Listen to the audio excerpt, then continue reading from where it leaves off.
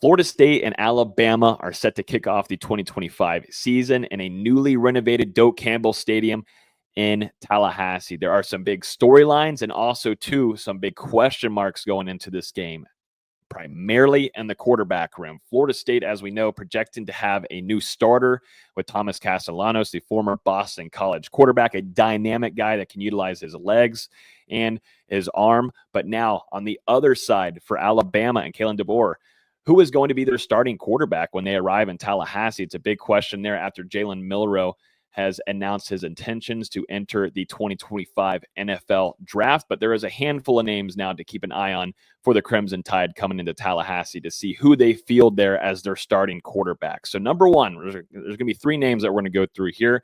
But number one, we're going to go to Ty Simpson, who is a redshirt junior and a former five-star prospect. He was a backup to Milroe for the last two seasons, where he went 25 of 45 in his passes for 346 yards and 130 rushing yards, along with 3 touchdowns. He is a dual threat quarterback that has the most experience in that room.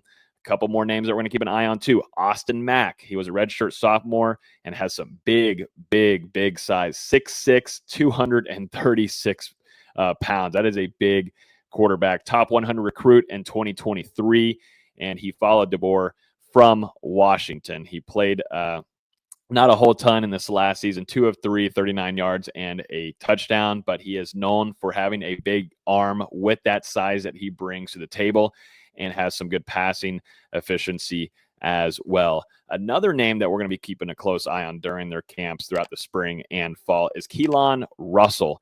He is an incoming true freshman who was a 5-star prospect coming out of his class. He was the number 2 overall recruit in the 2025 class. He actually suffered a recent ankle injury, and his status is pretty unclear. Interested to see how his recovery goes in Tuscaloosa. But his high school stats, 4,177 passing yards, 55 touchdowns, and 4 interceptions in his senior season. So yeah, that's a pretty nice stat line there from him coming there. The last time Florida State actually played Alabama, you go all the way back, I was in attendance for this one going back to 2017. It was supposed to be the game of the century, literally on September 2nd, 2017, where Florida State lost that game to Alabama. Some missed calls. There's definitely some missed calls. Also saw DeAndre Francois go down with a season-ending injury, which would then lead for Jimbo Fisher to name James Blackman the starter and to lead them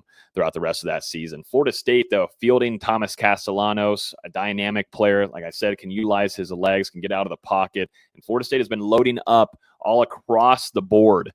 We're talking transfer portal. We're talking up there in the front trenches, reloading there, and it's an offensive line.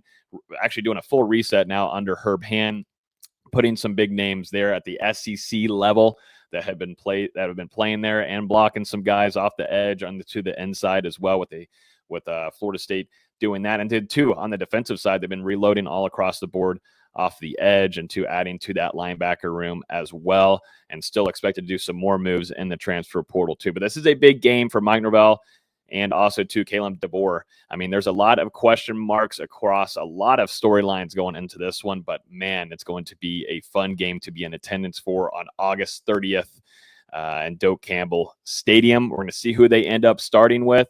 But man, Florida State, if they can come away with the win here, that would be something else, because after coming off of a 2-10 season, Florida State fans are looking for, definitely, they want to see a competitive game coming from them. And I think too, just looking at it on paper, having Alabama earlier in the season, definitely to kick off this season, I think puts them in a better spot than having them later on in the 2025 season. So you guys let me know down below in the comments what you think about Alabama and which one they're going to be ended up fielding out there at their quarterback position. If you enjoyed the video, hit the like button down below. We would definitely appreciate it. And 2, hit the subscribe button. Got tons of videos like this going out to you guys all throughout the off season. So stay tuned. A lot more videos coming to you. And also hit that bell next to the subscribe button so you get notified every time we release a new video. So until next time, we'll see you in the next video.